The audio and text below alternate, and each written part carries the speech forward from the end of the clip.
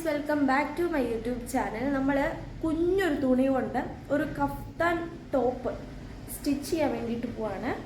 അപ്പോൾ അതെങ്ങനെയാണെന്ന് നോക്കാം.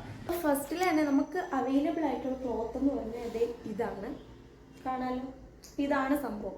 ഇതുകൊണ്ട് എങ്ങനെ സ്റ്റിച്ച് ചെയ്യാൻ പറ്റും? ഇതുകൊണ്ട് സ്റ്റിച്ച് ചെയ്യാൻ പറ്റത്തില്ല, പക്ഷേ നോക്കാം. പിന്നെ ഞാൻ കടയിലോട്ട് വന്നപ്പോൾ ഞാൻ കുറച്ച് പണി സാധനങ്ങളാണ്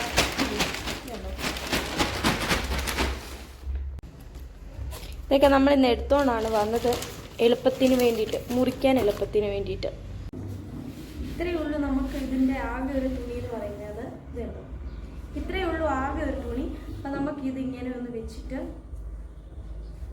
മുറിച്ചെടുക്കണം. അതായത് രണ്ടായിട്ട് വെച്ചൊന്ന് മുറിച്ചെടുക്കണം.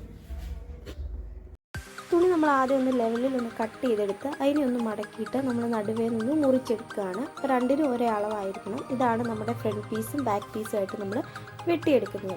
എന്നിട്ട് നമ്മൾ ഫ്രണ്ട് പീസ് മടക്കി ഇതുപോലെ വെച്ചിട്ട് നമ്മൾ ഫ്രണ്ട് പീസിൻ്റെ അളവ് മടക്ക് വശത്തോട്ടൊന്ന് വെച്ചിട്ട് ഇതുപോലെ മാർക്ക് ചെയ്ത് കൊടുത്തിട്ട് ഒന്ന് കട്ട് ചെയ്തെടുക്കുന്നുണ്ട്. അങ്ങനെ രണ്ടും നമ്മളൊന്ന് കട്ട് ചെയ്തെടുത്തു. പിന്നെ ഇതിൻ്റെ കഴുത്ത് നമ്മൾ മുറിക്കുന്നില്ല. കാരണം എന്താണെന്ന് വെച്ചാൽ നമ്മൾ നല്ല തുണിയിലോട്ട് വെച്ച് തയ്ച്ചിട്ട് അത് മറിച്ചടിക്കാൻ വേണ്ടിയിട്ടാണ്. അതുകൊണ്ട് നമ്മൾ കഴുത്ത് ഇതുപോലെ തന്നെ വെക്കുകയാണ് ചെയ്യുന്നത്.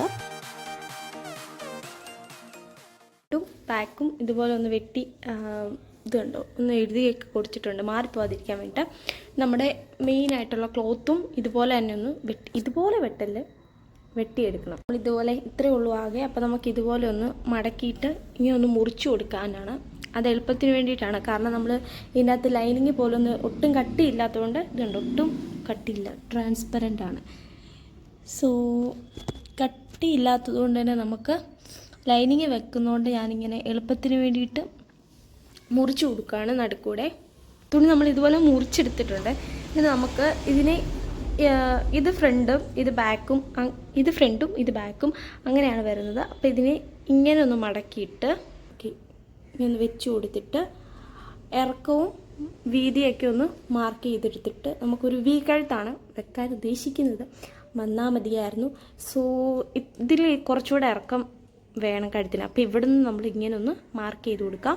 കഴുത്ത് മാത്രം വെട്ടിയെടുത്തിട്ടുണ്ട്. ബാക്കി ഇതിൻ്റെ ഒന്നും തന്നെ തയ്ക്കേണ്ട കാര്യമില്ല. ഇതുപോലെ തന്നെ നമ്മൾ ബാക്ക് പീസിലും ഒന്ന് വെട്ടിയെടുക്കണം. വെട്ടിയെടുത്തേക്കുന്ന ലൈനിങ് തുണിയുടെ കൈ രണ്ടും മടക്കി അടിക്കാം. ഇപ്പം ഞാൻ കടയിലായതുകൊണ്ട് എനിക്ക് മെഷീൻ വീട്ടിലാണ്. സോ നമുക്ക് കൈത്തയ്യൽ തന്നെ ചെയ്യാം.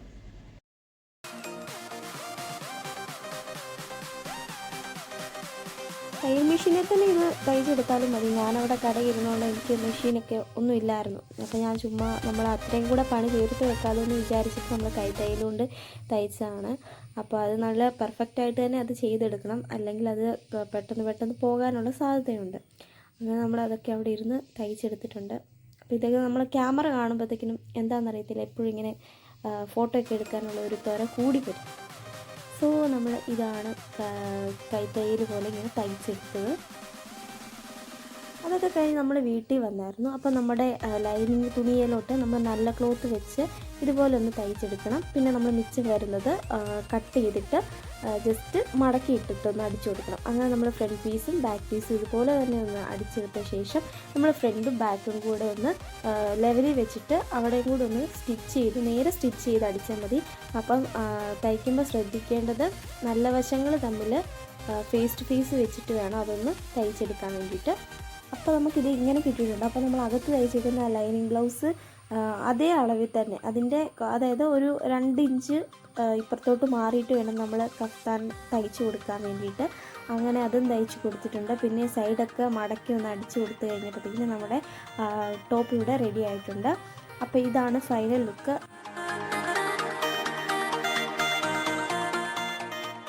അപ്പോൾ ടോപ്പ് നമുക്ക് സക്സസ് ആയിട്ട് വന്നിട്ടുണ്ട്. വെറും 10 മിനിറ്റ് മതി ഇതൊന്ന് തയ്ക്കാൻ വേണ്ടിയിട്ട്. അപ്പോൾ വീഡിയോ ഇഷ്ടപ്പെട്ട ചാനൽ ലൈക്ക് ചെയ്യുക, ഷെയർ ചെയ്യുക, സബ്സ്ക്രൈബ് ചെയ്യുക. Thank you.